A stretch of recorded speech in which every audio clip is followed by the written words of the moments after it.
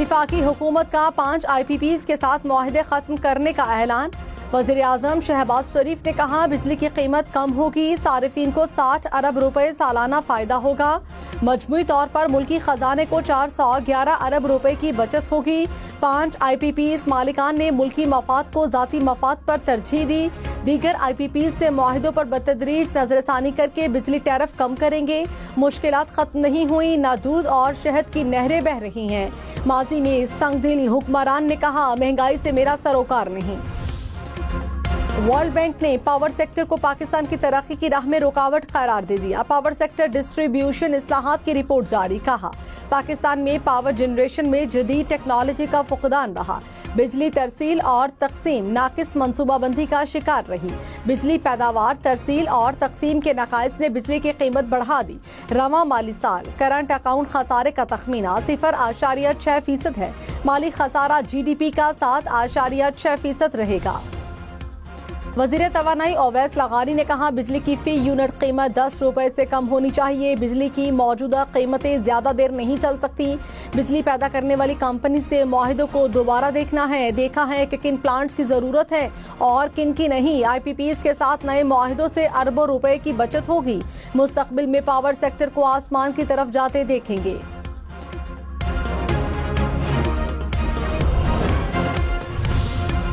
سعودی وزیر سرمایہ کاری خالد بن عبدالعزیز کی قیادت میں وفد کی صدر مملکت اور آرمی چیف سے ملاقاتیں۔ معیشت، زراعت، کانکنی، انفارمیشن ٹیکنالوجی کے شعبوں میں تعاون بڑھانے پر زور۔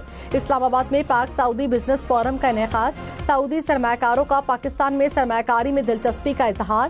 سعودی وزیر سرمایہ کاری نے کہا پاکستان میں مختلف شعبوں میں سرمایہ کاری کے خواہاں ہیں۔ دونوں ممالک کو کسی معاہدے کی ضرورت نہیں، ہم متحد ہیں۔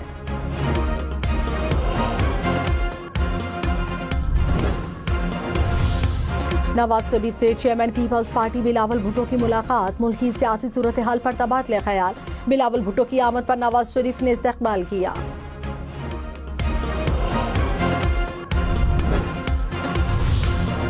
JUI نے آئینی ترمیم پر حکومت سے معاملات طے پانے کی تردید کر دی۔ کہا سپریم کورٹ سے اوپر کوئی آئینی عدالت نہیں چاہتے۔ حکومت نے JUI کا غلط اندازہ لگایا۔ حکومت آئینی عدالت بنا سکتی تو اب تک بنا لیتی۔ 25 اکتوبر تک ترمیم منظور کرانا ہماری ترجیح نہیں۔ ترجمان نے کہا ہمارا مسودہ 90% تیار ہو گیا۔ پیپلز پارٹی تحریک انصاف سمیت عوام سے شیئر کریں گے۔ وزیر خزانہ محمد اورنگزیب کا ٹیکس چوروں کے خلاف جنگ کا اعلان۔ کہا ملک میں سالانہ ٹیکس چوری 7,000 ارب کے آس پاس ہے۔ ٹیکس کا سارا بوجھ تنخواہ دار طبقے پر ہے۔ کمپنیز کا جھوٹ برداشت نہیں کر سکتے۔ سیلز ٹیکس چوری ہر صورت روکنی ہے۔ انفورسمنٹ کے سوا کوئی چارہ نہیں۔ GDP میں ٹیکسز کا تناسب 13.5% سے بڑھانا ہے۔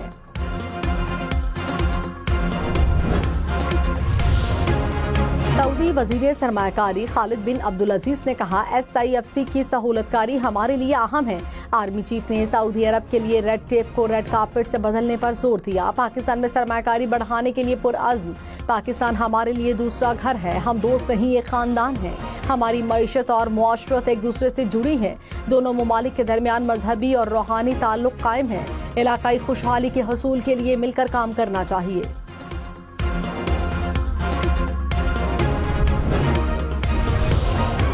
پاکستان میں معاشی استحکام کی صورتحال بتدریج بہتر ہو رہی ہے۔ نمائندہ IMF نے کہا معاشی حالات میں استحکام کے لیے کی جانے والی کوششیں قابل ستائش ہیں۔ پالیسی سازی پر اعتماد میں بہتری، معاشی ترقی کی بحالی اور افراط زر میں نمایاں کمی دیکھنے میں آ رہی ہے۔ ذخائر میں بہتری اور اسٹیٹ بینک آف پاکستان کی پالیسی ریٹ میں کمی کا مثبت اثر ہوا۔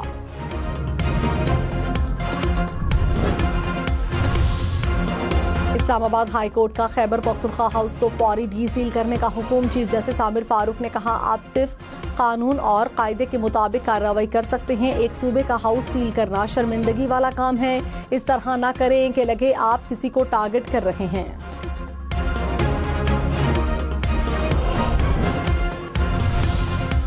اپوزیشن لیڈر عمر ایوب نے کہا بانی PTI سے ملاقاتیں محسن نقوی کے کہنے پر بند کی گئیں۔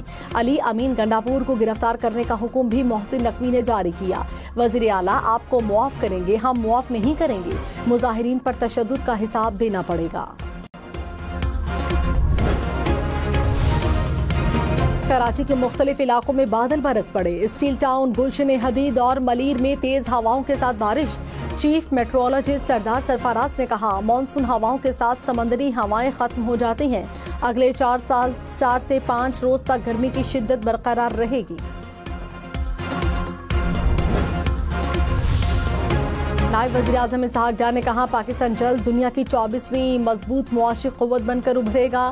معیشت پائیدار ترقی کی راہ پر گامزن ہے. وہ وقت دور نہیں جب پاکستان دوبارہ G20 ممالک میں شامل ہوگا. زراعت، توانائی کے شعبے سعودی سرمایہ کاری کے لیے کھلے ہیں. پاکستان میں IT کا شعبہ عالمی سرمایہ کاروں کو راغب کر رہا ہے.